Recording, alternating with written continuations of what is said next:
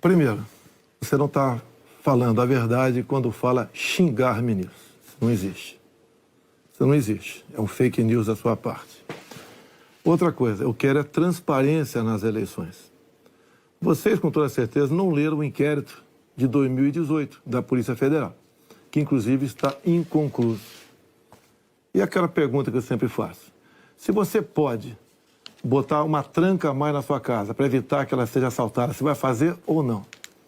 Então esse é o objetivo disso que eu tenho falado sobre o Tribunal Superior Eleitoral. E outra coisa, em 2014, tivemos eleições, no segundo turno, o PSDB duvidou da lisura das eleições e contratou uma auditoria. E a conclusão da auditoria do PSDB, que as urnas são inauditáveis. E só para ficar bem tranquilo aqui, Boni, 2018, houve uma denúncia de fraude e a senhora Rosa Weber determinou que fosse aberto um inquérito pela Polícia Federal para apurar a fraude. Que, obviamente, se houve fraude, eu ganhei, quem fraudou seria eu. A PF começou a apuração. E quem informou o que eu vou te falar aqui para a PF foi o Tribunal Superior Eleitoral.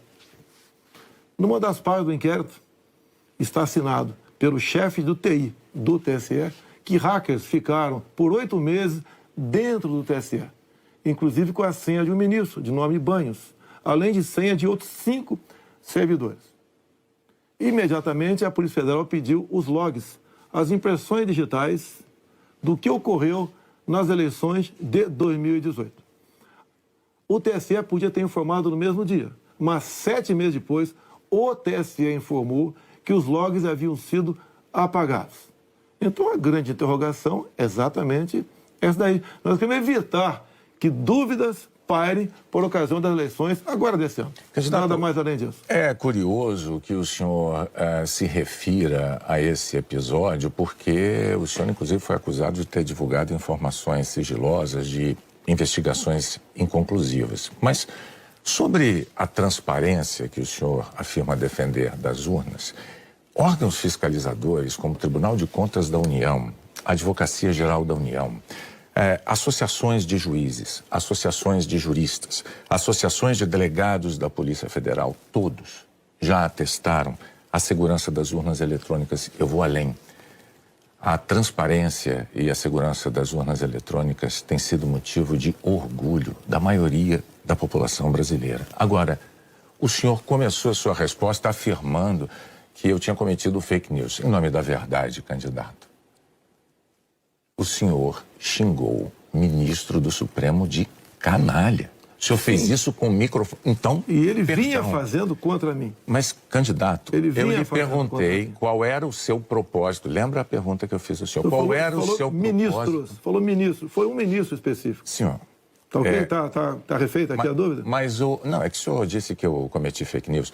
Só para esclarecer, a pergunta que eu lhe fiz é: qual era o seu propósito ao xingar um ministro de canalha e ameaçar não permitir que as eleições fossem realizadas, se isso não lhe compete fazer? Não é uma atribuição do presidente da República, é uma atribuição constitucional, candidato. Quem vem sendo perseguido o tempo todo por um ministro supremo sou eu. Um inquérito completamente ilegal. E as medidas que vinham sendo tomadas por esse ministro eram contestadas.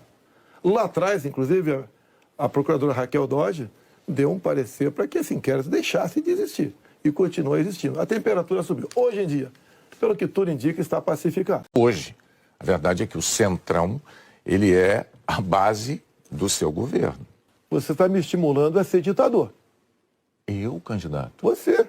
Porque o Centrão são mais ou menos 300 parlamentares. Se eu deixar de lado, eu vou governar com quem? Não vou governar com o parlamento.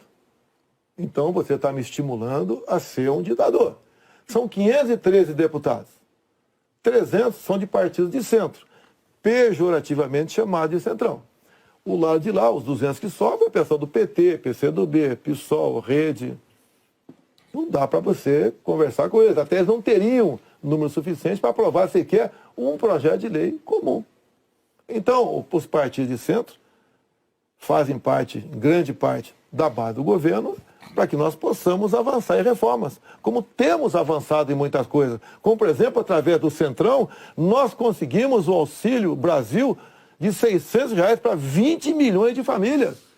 Dá para imaginar isso? E olha só, os partidos de esquerda votaram contra o parcelamento dos precatórios, que era condição para a gente dar lá atrás R$400 de Auxílio Brasil para esses mais necessitados. Assim como a questão de poucos meses, para diminuir o preço da gasolina do Brasil, todos os senadores do PT votaram contra a redução de semestre no Senado. Candidato, o senhor agora tem 1 minuto para suas declarações finais. Já acabou? Pois é, passou rápido. Eu queria ficar algumas horas com vocês aí. Tá? Quando o senhor começar, a gente começa a contar o tempo. Vamos lá. O que eu tenho a falar para a população brasileira? Peguei o Brasil numa situação crítica, na questão ética, moral e econômica. Começamos a trabalhar, tá? Fizemos muitas reformas em 2019. Infelizmente tivemos a Covid, depois tivemos a guerra lá fora, tá? Tivemos uma seca enorme. E nós fizemos tudo possível para que a população brasileira sofresse o menos possível. Isso nós fizemos.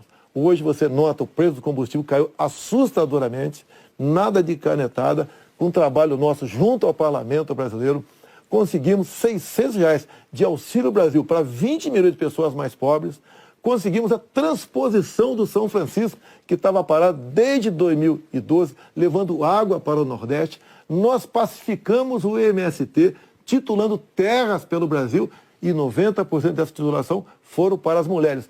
Criamos o PIX, tirando dinheiro de banqueiros, fazendo com que a população pudesse se transformar muitos em pequenos empresários, um PIX sem qualquer taxação em cima do PIX.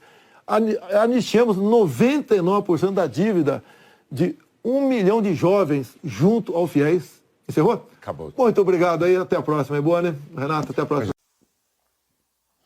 Minha amiga e meu amigo, vamos falar de números. Bolsonaro no Jornal Nacional, com a sua entrevista, foi a maior audiência da TV brasileira em 2022. Olha os números da audiência durante a entrevista de Bolsonaro ao Jornal Nacional. Rede Globo, 40%. SBT e Record, 5%. Bandeirantes, 1%. Essa audiência da Rede Globo no dia de hoje superou a final do Mundial de Clube entre Palmeiras e Chelsea. É o assunto mais comentado na internet. E olha que o presidente Bolsonaro falou muito pouco. William Bonner, com a sua voz de sanfoneiro de zona, em cumplicidade com a sua amiga de bancada, Renata Vasconcelos, baixaram neles o espírito do Faustão. Eles faziam a pergunta, mas não permitia a resposta. Fato é que a Rede Globo, há muitos anos, não experimenta uma audiência nesse nível elevado. Isso mostra que Bolsonaro é um talismã. Isso mostra que Bolsonaro, aonde passa, arrasta multidão. Multidão essa que se traduz em audiência. Eu até sugeria à direção da Globo demitir William Bonner e Renata Vasconcelos e contratar Bolsonaro para a bancada, para que a audiência possa inflar, possa subir como no dia de hoje. A Globo já estava com saudade desses números, mas, lamento dizer, essa foi a última vez que a Globo experimentou um número assim. Por certo, os brasileiros não vê a hora da Rede Globo descer a sepultura e deixar de existir por ser parasita e antipatriota e só fazer lacração.